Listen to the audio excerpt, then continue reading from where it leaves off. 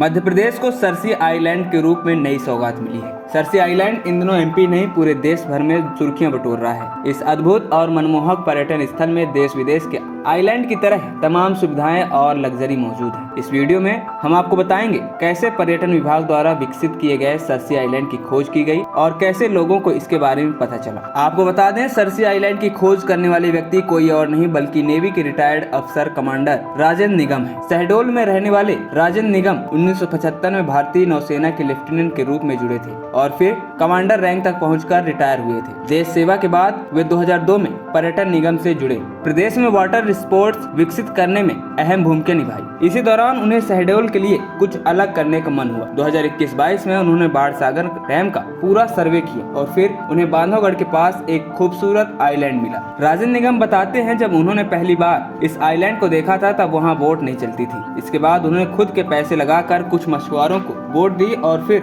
2 दिन तक उस आइलैंड का सर्वे करते रहे। आइलैंड उन्हें इतना भा गया कि उन्होंने वहाँ रिसोर्ट डेवलप करने का प्रस्ताव बनाकर सरकार को भेजा। सरकार को भी ये आइलैंड एक नज़र में पसंद आ गया और पर्यटन को बढ़ावा देने के लिए सरकार ने 35 करोड़ रुपए सैंक्शन कर दिए और अब ये सरसी आइलैंड बहुत ही सुंदर नजर आता है। यहाँ एमपीटी यानी मध्य प्रदेश पर्यटन विभाग ने आलीशान रिसोर्ट भी बनाया है, जहाँ रहकर लोग मालदीव जैसा मजा ले सकते हैं। इसके साथ ही यहाँ बोटिंग, पैरासीलिंग और कई वाटर स्पोर्ट्स एक्टिविटी भी होती हैं। राजेंद्र निगम कहते हैं, सरसी आइलैंड से बोटिंग करना बहुत सेफ है और अगर आप सरसी आइलैंड आना चाहते हैं तो इसके लिए कई रास्ते भी हैं। यहाँ आप बांधवगढ़ टाइगर रिजर्व से भी आ सकते हैं या फिर मार्कंडे घाट और व्यवहारी से भी आ सकते हैं। एक तरह से देखा जाए तो जिस तरह से सरसी आइलैंड को तैयार किया गया है, यह आइलैंड शहडोल जिले का बहुत ही अच्छा टूरिज्म प्लेस साबित होने वाला है। सरसी आइलैंड को बाढ़ सागर डैम के डूब क्षेत्र में विकसित किया गया है और यहाँ पर कई सारी सुविधाएं दी गई हैं। सरसी आइलैंड को इको सर्किट परियोजना के तहत विकसित किया गया है। ये क्षेत्रीय पर्यटन को बढ़ावा देने की दिशा में एक महत्वपूर्ण कदम है। इस आइलैंड को तैयार करने के लिए रिसोर्ट में पर्यटकों के लिए